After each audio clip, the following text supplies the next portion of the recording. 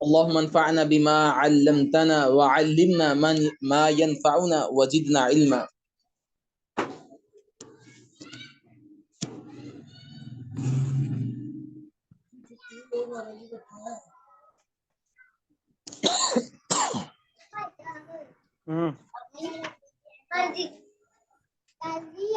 کل ہم نے کچھ حدیثیں پڑھی تھیں، 4 احادیث ہم نے پڑھی تھی، اس کا ترجمہ اور اس کی وضاحت کرا. پہلے نمبر پر مسلمان پر حق کتنے ہیں، وہ 6 حقوق ہم نے پڑھے تھے. جب ملے اس کو سلام کہے. نمبر 2، جب اس کو دعوت دی جائے تو اس کی دعوت قبول کرے. نمبر 3، جب وہ خیر خواہی طلب کرے تو اس کو اچھی نصیحت کی جائے. نمبر 4، جب چھینک آئے تو اسے الحمدللہ کے جواب میں یرحمک اللہ کہا جائے.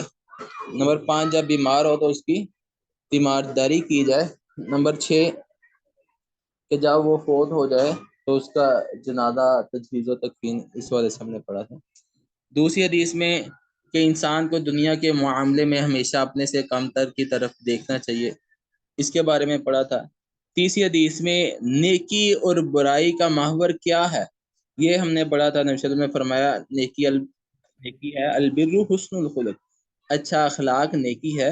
اور گناہ کیا ہے، والاسم ما حاک فی صدرک، گناہ یہ کہ جو تیرے دل میں بات کھٹکے وہ گناہ ہے. وَكَرِهْتَ أَن يَطَّلِعَ عَلَيْهِ النَّاسُ، اور آپ اس کو ناپسند کریں کہ لوگوں کو اس کا پتہ چلے. اور اس کے بعد چوتھی حدیث مسلمان بھائی کی معمولی دل آزاری سے بھی شریعت نے منع کیا کہ کوئی کسی مسلمان کی معمولی سی بھی دل آزاری نہ کرے، اس کا دل نہ دکھائے. جب 3 لوگ ہوں تو ان میں سے 2 الگ نہ ہوں تاکہ تیسرے کی دل آزاری نہ ہو. تو آج ہم اپنا سبق شروع کریں گے کہ کسی کو اس کی جگہ سے اٹھا کر خود وہاں بیٹھ جانا، اس کا حکم کیا ہے. یعنی کہ کوئی آپ کسی جگہ پر گئے ہیں، وہاں پر کوئی بیٹھا ہوا ہے تو آپ اس کو اٹھا کے وہاں اس کی جگہ پر خود بیٹھ جاتے ہیں، اس کا حکم کیا ہے، ایسا کرنا جائز ہے یا نہیں.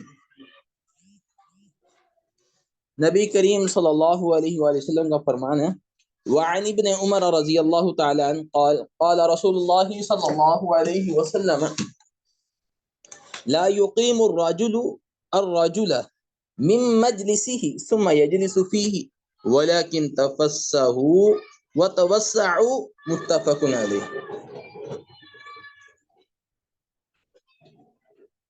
یہ سکرین شیئر کی ہوئی ہے میں نے، یہ بلوغ المرام کی کتاب الجامع ہے، وہ ہم پڑھا رہے ہیں. حضرت عبداللہ بن عمر رضی اللہ تعالیٰ عنہ سے روایت ہے کہ نبی کریم صلی اللہ علیہ وآلہ وسلم نے فرمایا، کسی جگہ بیٹھے ہوئے آدمی کو وہاں سے نہ اٹھاؤ تاکہ تم اس کی جگہ خود بیٹھ جاؤ، بلکہ جگہ کھول دو اور فراخی کر دو. آپ کسی جگہ کوئی مسلمان آپ کا بھائی بیٹھا ہوا ہے تو آپ اس کو اٹھا کے وہاں نہ بیٹھو، بلکہ تھوڑا سا اس مجلس کو کھلا کر لو، کھلے ہو کے وسیع ہو کے بیٹھو. کوئی تیسرا آدمی آئے، کوئی اور آدمی ہے تو اپنی مجلس کو کھلا کر لو، اور تاکہ جو آنے والا ہے وہ بھی آپ کے ساتھ بیٹھ جائے. اس سے اگلی حدیث، کھانا کھا لینے کے بعد انگلیاں چاٹ لینا، یہ مستحب عمل ہے. آپ نے کھانا کھایا، کھانا کھانے کے بعد آپ اس کو انگلیاں خود چاٹ لیتے ہیں یا کسی کو چٹوا دیتے ہیں، تو اس کا کیا حکم ہے، یہ ایک مستحب عمل ہے. وعن ابن عباس رضی اللہ تعالی عنہ قال قال رسول اللہ صلی اللہ علیہ وسلم اذا اکل احدکم طعاما فلا يمسى يده حتى يلعقها او يلعقها متفق علیہ. حضرت عبداللہ بن عباس رضی اللہ تعالی عنہ سے روایت ہے کہ رسول اللہ صلی اللہ علیہ وآلہ وسلم نے فرمایا کہ جب تم میں سے کوئی شخص کھانا کھائے تو اپنا ہاتھ اس وقت تک نہ صاف کرے، اپنا ہاتھ رومال کے ساتھ، تولیے کے ساتھ یا کسی بھی کپڑے کے ساتھ اپنا ہاتھ اس وقت تک نہ صاف کرے جب تک اس کو چاٹ لے یا چٹوا دے. خود چاٹ لے یا کسی چھوٹا بچہ ہے گھر میں اس کو چٹوا دے اپنی انگلیاں. یہ 3 انگلیوں کے ساتھ نبی کریم صلی اللہ علیہ وآلہ وسلم کھانا کھاتے تھے، تو آپ نے فرمایا اس کو حتیٰ یا لعقہ یا اس کو چاٹ لے ان انگلیوں کو، یا کسی بچے کو کسی کو چٹوا دے. کیوں؟ اس کی علت بھی بیان کی، اس کی ریزن بھی بیان کی. وہ یہ کہ نبی کریم صلی اللہ علیہ وآلہ وسلم نے فرمایا کہ کھانے والا یہ نہیں جانتا کہ برکت جو وہ کھا چکا ہے اس میں ہے، یا جو کھانا انگلیوں کو لگا ہوا ہے یا برتن کو لگا ہوا ہے اس میں ہے. تو اس لیے برتن صاف کرنے کا بھی کہا گیا، اور اسی طرح انگلیوں کو چاٹنے کا بھی حکم اسی لیے دیا گیا کہ تاکہ انسان کو یہ نہیں معلوم، یہ نہیں پتا کہ کھانا جو اس نے کھایا ہے برکت کس کھانے میں ہے. ہو سکتا ہے جو اس کی انگلیوں کو کھانا لگا ہو اس میں برکت ہو. تو اس لیے نبی کریم صلی اللہ علیہ وآلہ وسلم نے حکم دیا، یہ عمل مستحب ہے. جب بھی آپ کھانا کھائیں، کھانا کھانے کے بعد انگلیوں کو چاٹ لیں یا کسی کو چٹوا دیں، یہ مستحب عمل ہے. اس کے بعد شریعت نے سلام کہنے کے آداب بیان کیے اگلی حدیث میں، کہ ہم سلام کس طرح اور کس کو کہیں، یہ اسلام کے آداب ہیں. تو وہ بھی ہم کل جو ہم نے حدیث مبارکہ پڑھی تھی، حق المسلم علی المسلم، تو مسلمان کا مسلمان پر حق جو ہے وہ بیان کیے گئے. اذا لقیتہ فسلم علیہ، کہ جب مسلمان اپنے مسلمان بھائی کو ملے تو اسے سلام کے. اب اسلام کے آداب سکھلا دیے کہ اسلام کس طرح کہنا.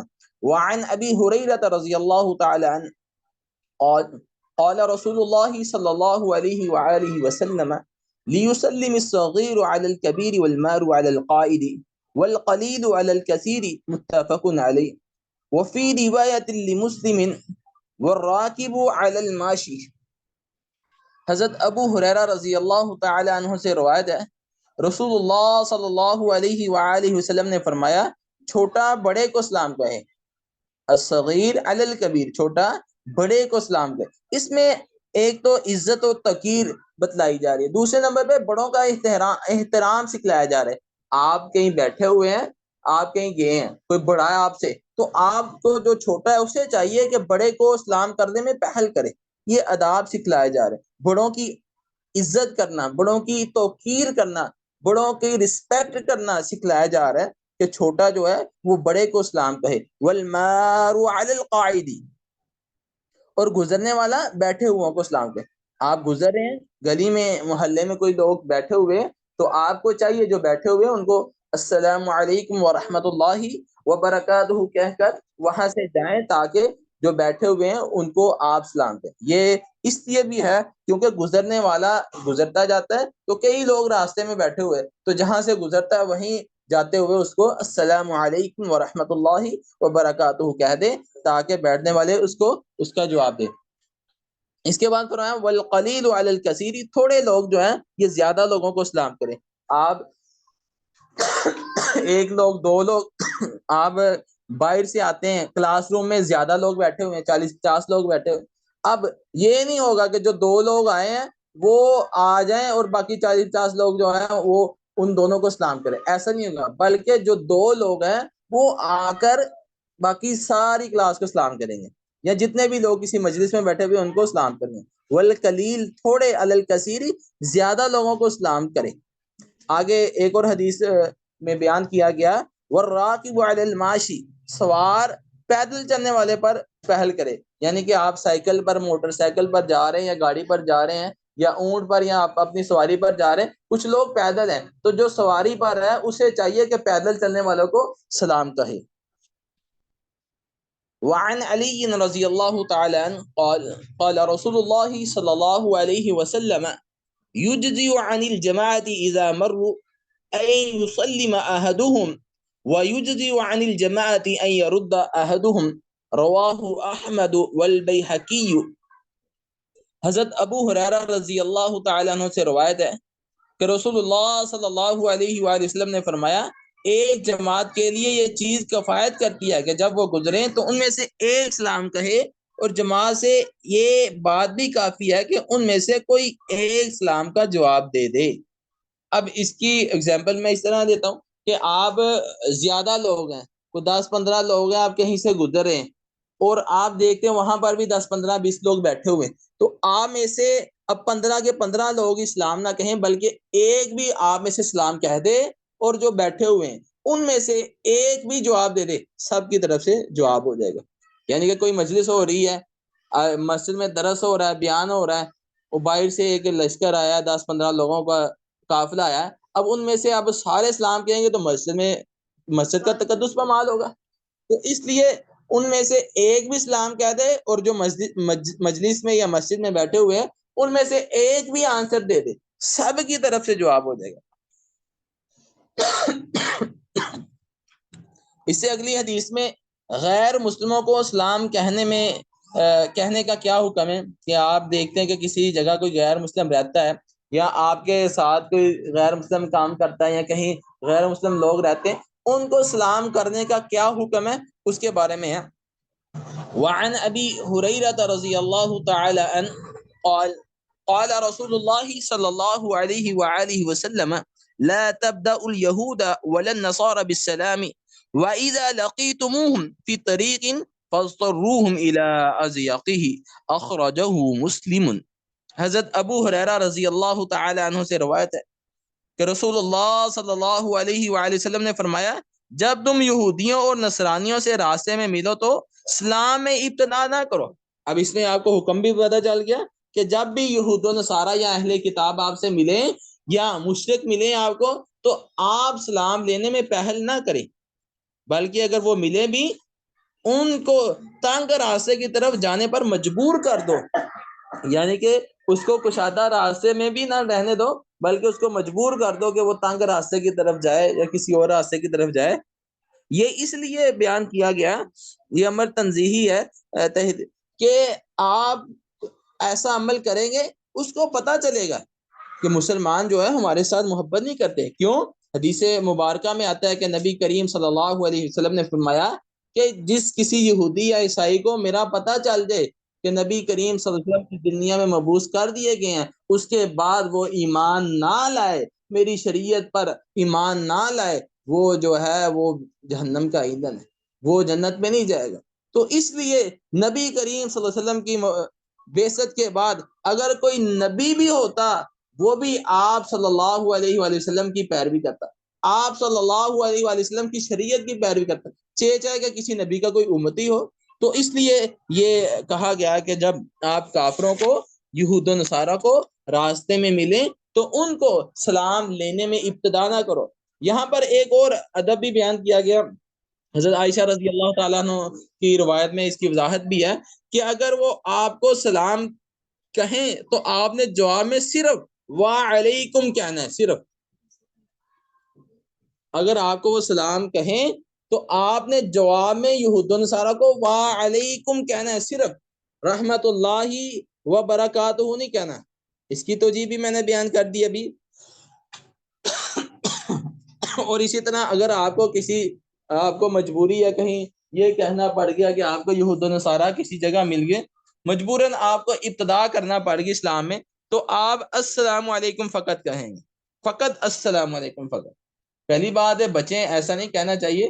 اگر کہنا بھی پڑ گیا آپ کو مجبوری کی وجہ سے کسی جگہ، تو صرف السلام علیکم، اور اگر وہ آپ سے سلام دیں تو آپ کو جواب میں صرف وعلیکم ہی کہنا چاہیے۔ اگلی حدیث میں چھینک آئے تو کیا پڑھنا چاہیے؟ کل ہم نے مجمل پڑھا تھا کہ جب مسلمان پر حقوق پڑے تھے تو اس میں ایک بات پڑھی تھی، وَإِذَا عَطَسَ فَحَمِدَ اللَّهَ فَشَمِّتُهُ، کہ جب کوئی مسلمان کو چھینک آئے تو اس کا جواب دینا چاہیے۔ تو اسی طرح آج اس کی مکمل ڈیٹیل بیان کی گئی کہ جواب کس طرح دینا چاہیے، چھینک آئے تو اس کا کیا حکم ہے۔ وعنہ عن النبی صلی اللہ علیہ وآلہ وسلم اذا عطس احدکم فلیقل الحمد للہ ولیقل له اخوه يرحمك الله فاذا قال له يرحمك الله فلیقل له يهديكم الله ويصلح بالكم اخرجہ البخاری۔ حضرت ابو ہریرہ رضی اللہ تعالیٰ عنہ سے روایت ہے کہ رسول اللہ صلی اللہ علیہ وآلہ وسلم نے فرمایا، جب تم میں سے کوئی چھینکے تو چاہیے کہ وہ الحمدللہ کہے۔ جب کسی کو چھینک آئے تو اسے کیا کہنا چاہیے؟ الحمدللہ، یا اللہ تیرا شکر، الحمدللہ، تمام تعریفیں اللہ رب العزت کے لیے۔ جب کوئی اسے سنے الحمدللہ کہتا ہوئے چھینک والے کو، تو سننے والا کہے یرحمک اللہ، یرحمک اللہ، یہ کہنا چاہیے۔ اور اسی طرح جس کو چھینک آئی ہے وہ جب یہ جواب سنے یرحمک اللہ تو اس کو کہنا چاہیے یہدیکم اللہ ویصلح بالکم، کہ اللہ تمہیں ہدایت کرے اور تمہارا حال اچھا کرے۔ تو یہ اس لیے کہ کیونکہ کئی لوگ جو ہے چھینک کو نحوست سمجھتے ہیں، تو اس نے اس کے لیے اس کو نحوست نہیں سمجھا بلکہ اس کو دعا دی ہے، یرحمک اللہ۔ اب سننے والے کو چاہیے کہ جب اس نے یرحمک اللہ کہا ہے تو جس کو چھینک آئی ہے وہ اسے دعا دے، یہدیکم اللہ ویصلح بالکم۔ اب اس سے بعد اگلی حدیث، اس میں پانی پینے کا کیا حکم ہے؟ کھڑے ہو کر اکثر لوگ پانی پیتے نا، تو کھڑے ہو کر پانی پینے کا حکم کیا ہے؟ اس بارے میں نبی کریم صلی اللہ علیہ وآلہ وسلم کی تعلیمات کیا ہے؟ آپ صلی اللہ علیہ وسلم نے فرمایا، عنہ قال قال رسول اللہ صلی اللہ علیہ وآلہ وسلم لا يشربن احدکم قائما، اخرجہ مسلم۔ حضرت ابو ہریرہ رضی اللہ تعالیٰ عنہ سے روایت ہے کہ رسول اللہ صلی اللہ علیہ وآلہ وسلم نے فرمایا کہ تم میں سے کھڑے کوئی پانی نہ پیے، کھڑے ہو کر کسی کو پانی پینے کی اجازت نہیں ہے۔ یہ عدابت لائے جا رہے ہیں کہ کھڑے ہو کے پانی نہیں پینا چاہیے، بلکہ رسول اللہ صلی اللہ علیہ وسلم نے ایک شخص کو کھڑے پانی پیتے دیکھا تو فرمایا، کیا تم پسند کرتے ہو کہ تمہارے ساتھ بلی پانی پیے؟ تو اس نے کہا، یا رسول اللہ صلی اللہ علیہ وسلم، نہیں، میں ہرگز یہ پسند نہیں کرتا کہ میرے ساتھ کوئی بلی پانی پیے۔ تو آپ صلی اللہ علیہ وآلہ وسلم نے فرمایا، تو اس سے بھی بری چیز شیطان اس آدمی کے ساتھ پانی پیتا ہے جو کھڑے ہو کے پانی پیتا ہے۔ تو اس لیے کھڑے ہو کے پانی پینے سے بچنا چاہیے، کبھی بھی انسان کو کھڑے ہو کے پانی نہیں پینا چاہیے، یہ عمل جو ہے مکروہ ہے۔ اور بعض ابن حزم رحمہ اللہ کا قول ہے کہ کھڑے پانی پینا حرام ہے۔ ابن حزم یہ امام ایک فقہ کے ان کا فرمان ہے کہ کھڑے ہو کے پانی پینا حرام ہے، ان کی رائے۔ اور جمہور علماء کرام اس طرف گئے کہ کھڑے ہو کر پانی نہیں پینا چاہیے، افضل یہی ہے کہ بیٹھ کر پینا چاہیے۔ ہاں، اب 3 جگہ پر بیٹھ کر بلکہ کھڑے ہو کے پانی پینے کی اجازت ہے۔ ایک تو زمزم کا پانی ہے، وہ بھی کھڑے ہو کے پیا جا سکتا ہے۔ اسی طرح وضو کا بچا ہوا پانی بھی کھڑے ہو کے پیا جا سکتا ہے۔ نبی کریم صلی اللہ علیہ وسلم نے ایک بار وضو کا بچا ہوا پانی کھڑے ہو کے پیا، یہ بھی آپ کا طریقہ ہے۔ اور اسی طرح راہ کا پانی کھڑے ہو کر پینا ثابت ہے۔ تو اس طرح یہ 3 طرح کا پانی کھڑے ہو کر پینا درست ہے، زمزم کا، وضو کا بچا ہوا اور راہ کا پانی۔ تو باقی جو ہے کسی بھی صورت میں کھڑے ہو کے پانی پینا جائز نہیں ہے، نبی کریم صلی اللہ علیہ وسلم نے اس سے منع فرمایا۔ اب اپنے معمولات میں کس جانب سے شروع کرنا چاہیے؟ آپ کوئی بھی کام شروع کرتے ہیں تو آپ اس کام کو کس طرح آپ کو کرنا چاہیے، کس طرف سے شروع کرنا چاہیے، اس کا کیا حکم ہے؟ اپنے معمولات میں ہمیشہ جو ہے کام کو کس طرح اور کس جانب سے شروع کرنا چاہیے، اس کے بارے میں نبی کریم صلی اللہ علیہ وسلم کی تعلیمات کیا ہیں؟ وعنہ قال قال رسول اللہ صلی اللہ علیہ وآلہ وسلم اذا انتعل احدکم فلیبدأ بالیمین واذا نزع فلیبدأ واذا نزع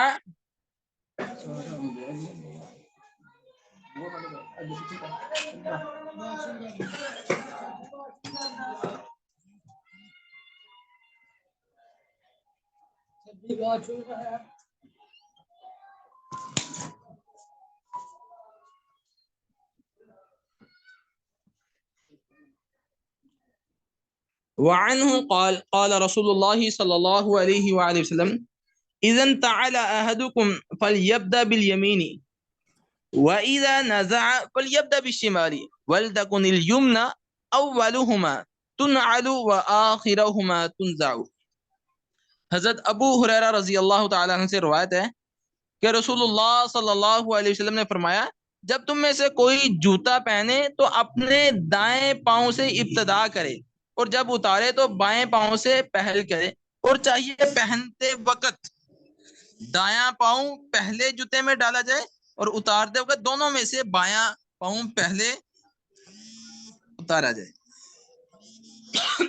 اب یہاں پر آداب سکھلائے جا رہے ہیں کہ جب بھی آپ نے کوئی کام شروع کرنا ہے تو مستحب یہ ہے کہ اچھے کاموں کا آغاز دائیں جانب سے کیا جائے، کیونکہ جو دائیں جانب ہے اس میں قوت زیادہ ہوتی ہے، تو اس لیے دائیں جانب سے شروع کرنا شرافت بھی ہے اور یہ عزت اور وقار کا باعث بھی ہے۔ تو ہمیشہ دائیں جانب سے انسان کو شروع کرنا چاہیے، بائیں جانب سے نہیں کرنا چاہیے۔ جوتا پہن رہا ہے، کوئی اور کام کر رہا ہے، کوئی بھی کام کر رہا ہے،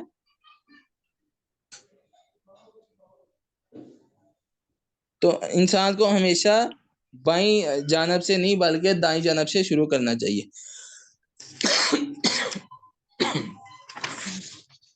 یہ آخری 2-3 احادیث رہ گئی ہیں، اس کے بعد ہماری بات ختم ہو جانی ہے۔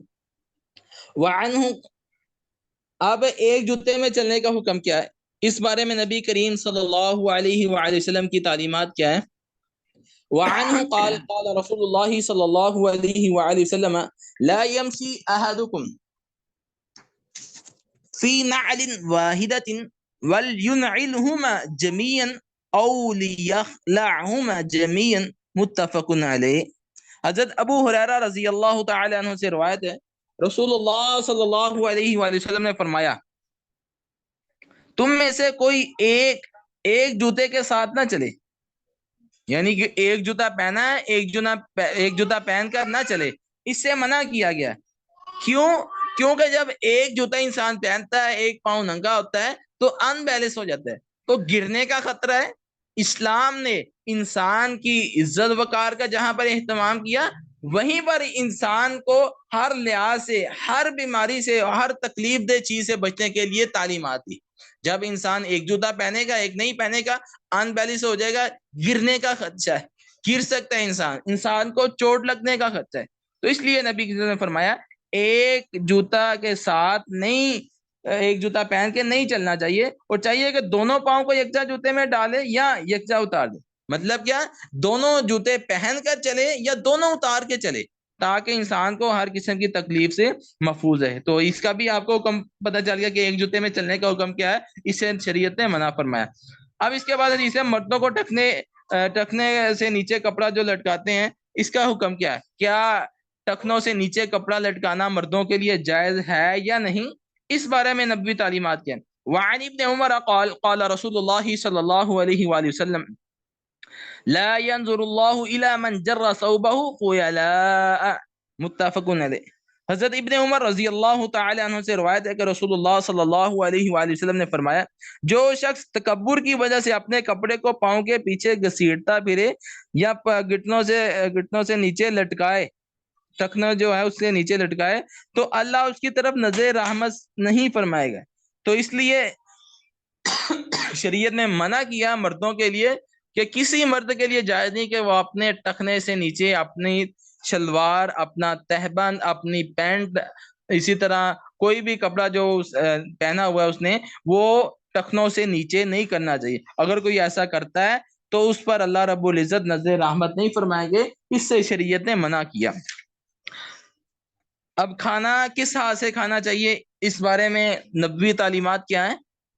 وعنہ ان رسول اللہ صلی اللہ علیہ وآلہ وسلم قال اذا اکل احدکم فلیکل بیمینہ واذا شرب فلیشرب بیمینہ فان الشیطان یأکل بشمالہ ویشرب بشمالہ۔ حضرت عبداللہ بن عمر رضی اللہ تعالی عنہ سے روایت ہے کہ نبی کریم صلی اللہ علیہ وآلہ وسلم نے فرمایا، تم میں سے کوئی کھانا کھائے تو اپنے دائیں ہاتھ سے کھائے، اور جب پیے تو دائیں ہاتھ سے پیے، کیونکہ شیطان اپنے بائیں ہاتھ سے کھاتا ہے اور بائیں ہاتھ سے پیتا ہے۔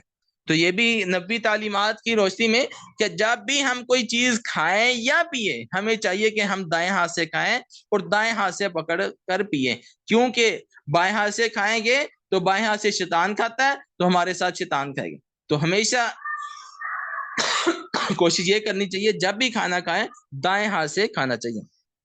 اب آخری حدیث آج کے ہمارے سبق کی، اللہ کی نعمتوں میں اسراف کرنا، اس کا کیا حکم ہے؟ اللہ کی نعمتوں میں اسراف کرنا یہ حرام ہے۔ نبی کریم صلی اللہ علیہ وسلم کا فرمان ابھی ہم پڑھتے، وعن عمرو بن شعیب عن ابیہ عن جدہ قال قال رسول اللہ صلی اللہ علیہ وسلم کل واشرب والبس وتصدق فی غیر صرف ولا مخیلۃ، اخرجہ ابو داود واحمد وعلقہ البخاری۔ حضرت عمر بن شعیب سے بواسطہ ان کے باپ اور دادا کہ یوں روایت ہے کہ رسول اللہ صلی اللہ علیہ وسلم نے فرمایا، کھاؤ پیو اور لباس پہن، لیکن اسراف اور فخر کے بغیر ہو۔ آپ کھاؤ پیو، کھانا چاہیے، کل کھاؤ، واشرب و پیو، والبس اور پہنو، وتصدق اور صدقہ کرو، کھانا پینا پہننا اور صدقہ کرنا، یہ چاروں کام آپ کرو، لیکن اس میں اسراف نہیں ہونا چاہیے، اس میں فضول خرچی نہیں ہونی چاہیے، اس میں تکبر نہیں ہونا چاہیے کہ آپ کھانا کھائیں، آپ بتائیں بعد میں ہم نے جی بڑے بڑے ہوٹلوں میں کھانا کھایا، ہم نے فلاں جی پیزا کھا کے ہیں، فلاں میکڈونلڈ پہ یہ کھا کے، اب یہ آپ فخر کرنا شروع کر دیں۔ یہ فخر سے منع کیا۔ آپ لباس پہنا ہے، ٹھیک ہے آپ نے اچھا پہنا ہے، پہننا چاہیے اچھا، لیکن آپ لوگوں میں فخر کرنا شروع کر دیں جی یہ جو لباس پہنا ہے اس جیسا تو تمہاری پوری کلاس میں کسی کے پاس۔ تو اس لیے ایسی بات نہیں کرنی چاہیے، انسان کھائے پیے پہنے اللہ کی راہ میں خرچ کرے، لیکن کبھی فخر نہ کرے۔ اب لوگ اللہ کی راہ میں خرچ کرتے ہیں لیکن بعد میں کیا کرتے ہیں، لوگوں کو بتلاتے ہیں میں نے اس رمضان جی لاکھوں لوگوں کو جی میں نے راشن دیا، ہزاروں لوگوں کو میں نے راشن دیا، میں نے جو ہے ہزاروں لوگوں کو افطاری کروائی۔ آپ نے صدقہ کیا کس لیے کیا؟ اللہ کے لیے کیا۔ اللہ دیکھ رہا ہے، اللہ کو پتا ہے آپ نے جو کیا ہے کس لیے کیا ہے۔